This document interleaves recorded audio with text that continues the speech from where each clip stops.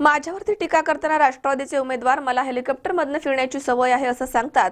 ते स्वतःला जमिनीवरती असल्याचं सांगतात, मात्र ते जमिनीवरती नसून जामिनावरती आहेत असे खरमरीत उत्तर भाजप शिवसेना महायुतीचे उमेदवार डॉक्टर सुजय विखे पाटील यांनी दिले आहे।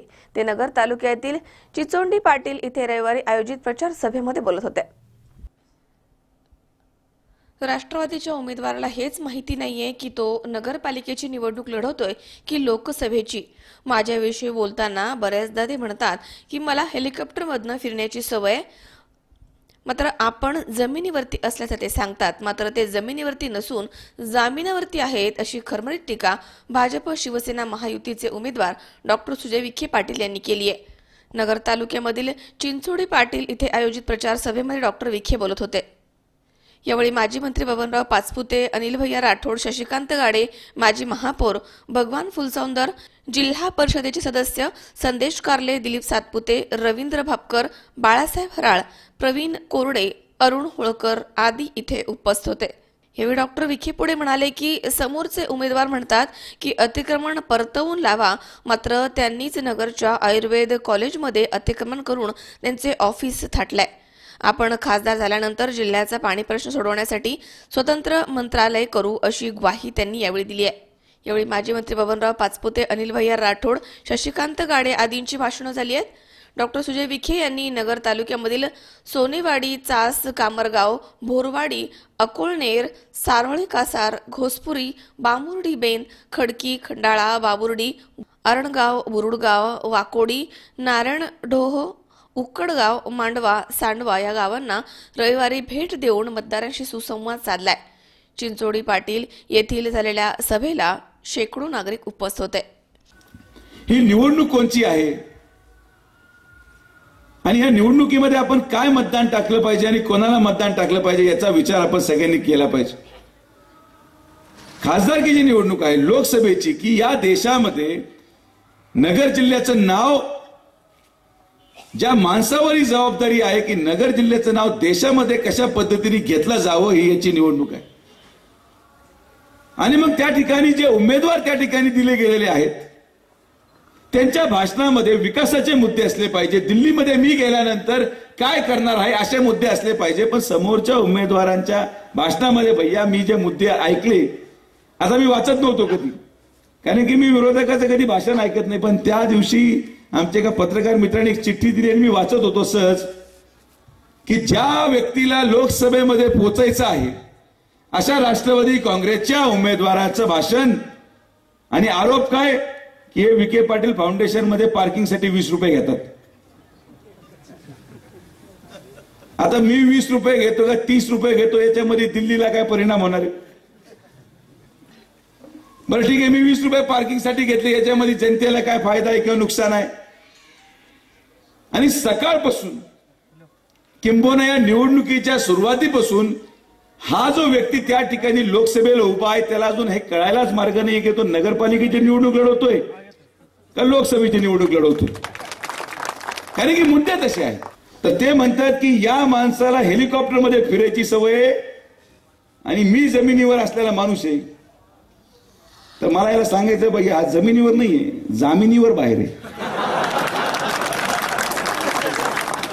लोकांना खरं पण सांगितलं पाहिजे का नाही राव? आता जमिनीवर कोण आहे जामिनीवर कोण हे सांगायची गरज नाही, पेपर तर सगळेच वाचतात। बरं, सोशल मीडियामध्ये निवडणूक सगळ्यात जोरात आहे। सोशल मीडियामध्ये लोक खासदार झालेत, वोटिंग झाली, लगेच गाडी, लगेच दिवा, त्याच्यावर लाल दिवा। आता मोदींनी लाल दिवा बंद केला, आनंद। एखाद्या कार्यकर्त्यांनी त्याच्या पक्षाच्या नेत्याची भावना दाखवण्यासाठी खासदार बनवलं, लोकसभेचा फोटो टाकला आणि गाडी आणि लाल दिवा टाकला। आता लाल दिवा तर बंद झाला, तर जसे तुम्ही जनतेला भविष्याचे फोटो पाठवतात तसे 3 महिन्यापूर्वीच्या दिव्यांच्या गाडीमध्ये बसलेले पण फोटो पाठवा। तेव्हा आज तुम्ही जो भविष्याचा लाल दिवा दाखवताय तर 3 महिन्यापूर्वीचा पिवळा दिवा पण दाखवा की लोकांना माहित पाहिजे। दिव्याची गाडी दोन्ही वेळेस मिळणार आहे, मागच्या वेळेस मिळाली होती, पुढे मिळणार माहिती काय होते, आता जनता काय ठरवते। ठीक आहे, चला तुझा आरोप मी मान्य करतो की काय असेल ते शिक्षण संस्था आम्ही उघडल्या, लुबाडण्यासाठी नाही पण आम्ही उघडल्या। पण या घडीनी त्या ठिकाणी नगरच्या शहरातलं आयुर्वेदिक कॉलेज ते उघडलं गुन्ह्यांनी आणि ते गुन्हे कुठं गायब झाले आणि यांनी यांच्या ऑफिस त्याच्यामध्ये बांधून टाकले म्हणजे विषय संपला. यांची सिस्टम आहे.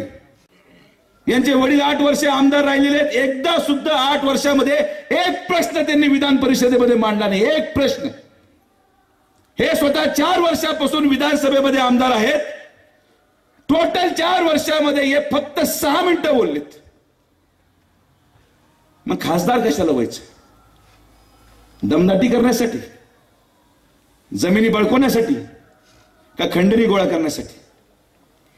आणि म्हणून या ठिकाणी तुम्हाला हा निर्णय घ्यायचा आहे की तुम्हाला या लोकसभेमध्ये मतदान कोणाला टाकायचं. माझं काही नाही, मी अतिशय निवांत माणूस. पण त्या ठिकाणी आता नगर तालुक्याचा आणि जिल्ह्याचा सगळ्यात मोठा प्रश्न हा पाण्याचा आहे.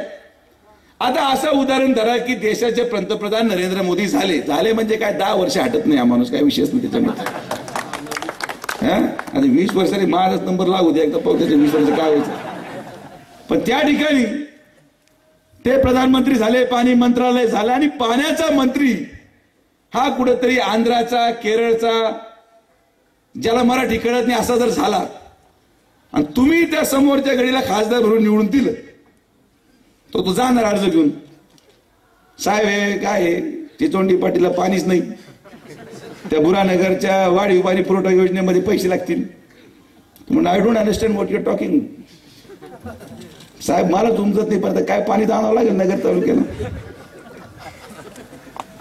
लोकसभेमध्ये साऊथ इंडियामध्ये एखादा विषय जर मंत्रिमंडळामध्ये साऊथचा माणूस असेल, your candidate has to know how to speak English and has to know how to put forward the problems of the people in front in the Lok Sabha.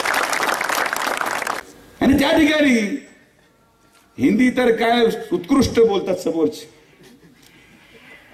मेरे को पता नहीं वो बैग किधर कौन लेके आएगा, उधर उसको वापिस ही भेजेंगे हम लोग. अरे भैया, लोकसभा में आपको अच्छी हिंदी आनी चाहिए, क्योंकि आप यहाँ पे किसानों का जो मसला है उसको हल करने के लिए जो सवाल रखे जाएंगे, उन सवालों के आधार पर ही आपका सवाल छूटा जाएगा. ये हिंदी आपको बोलनी पड़ेगी.